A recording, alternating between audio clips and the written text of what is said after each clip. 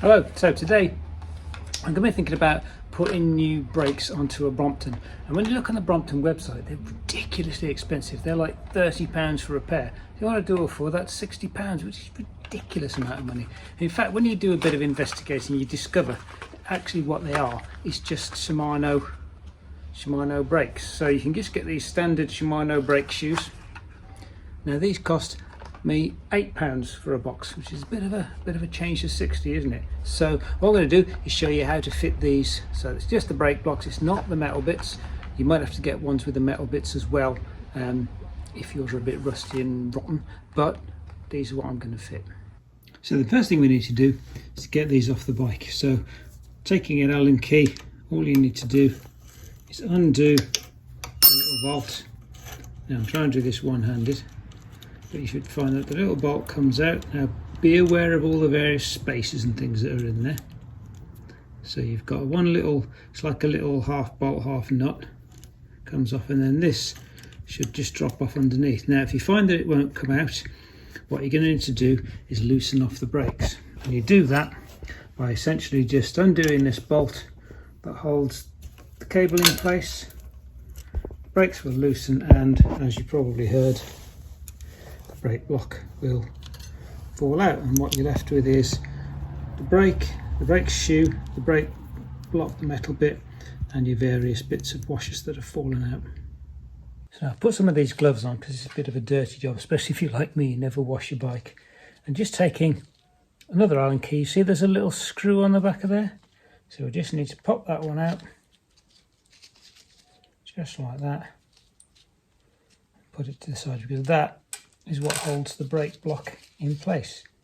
And now you should find, and it'll only work one way, you should find you can slide that brake block out, okay, just like that. And we put them down together. Now put them down together because I'll put them here where you can see them. I put them down together so you can see which way round the thing has to go. You take the new one and you see it's got that same cutout in the end there. So all we do, put that down by the side of it, take away the old one, and then the new one should just slide back in. Oops, mind the thing doesn't fall out. Slide back in like that, and it'll only go one way. There we go, tiny screws, flappy fingered gloves. Put that back in there.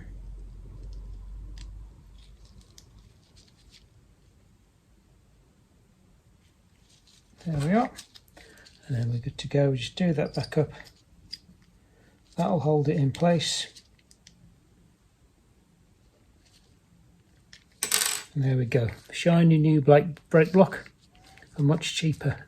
So we'll do that to two of them, and then we'll fit them back to the bike. Okay, so putting them back on. First of all, the little screw goes to the back, so the back of the bike. And then if you look at the brake block front on, you can see there's a curve on it, and you want that curve to follow the shape of the wheel. So if you turn it upside down, you can see it's curving the wrong way. So to go onto this wheel, so with the screw at the back, curve at the front, that's got to be that side. And all you do, actually, let me put the other one on because it's easier to see. All you do, this is the one for that side, so with the screw at the back, you can see we've got the right way around. Okay, and all you do, you take your big fat washer that fell off, put that over there, pop it back into place like that, and take your funny little half nut half bolt thing that came off, and we can screw that back on there, but don't tighten it up yet. Now once it's in place, what I'm going to do is push it against the rim so that it's where it will bite onto the rim. I can move it up and down and left and right, and when I'm happy that it's in the right place, I just tighten it up. Now remember, as you tighten it up, it could well pivot, so make sure you've got the Allen key in properly, and make sure that you're not allowing it to pivot around. It doesn't have to be absolutely perfect because we can set it up a little bit better once the cables are all back in. So do that on both sides. They're doing the second side. While I'm at it, I should mention the little washer is domed on one side, so it's got like an inverse dome on it. Now that goes, you can see there's just a dome on the top of the brake block there. That goes on there, and that means the brake block can move around a little bit on that dome. So let's fit that one as well. Now setting up the brakes, obviously they're going to be different now because we've got a bigger amount of meat on the block, so you're going to have to make them wider than they were originally. So setting it up the easy way, find out which brake it is. And if you go up to the brakes here, and if you wind out this thing a reasonable amount, so you've got a chunk on there, that means when I come and attach this, so I'll pan you back down again, I don't want to do this up. If I squeeze the brakes and so they're actually on the rim, I can then do up that thing with the cable in it, cable clamp, like so. And you might say, well, hang on, the brakes are just going to be on all the time. However, you like it to fit. Okay, that's gripping now, and you can see indeed the brakes are on. So because I've just set that thing up at the top there, if I go back here and I now wind that back in, so what I'm doing essentially is loosening that cable, I should find when I come back down to the wheel, it's now free.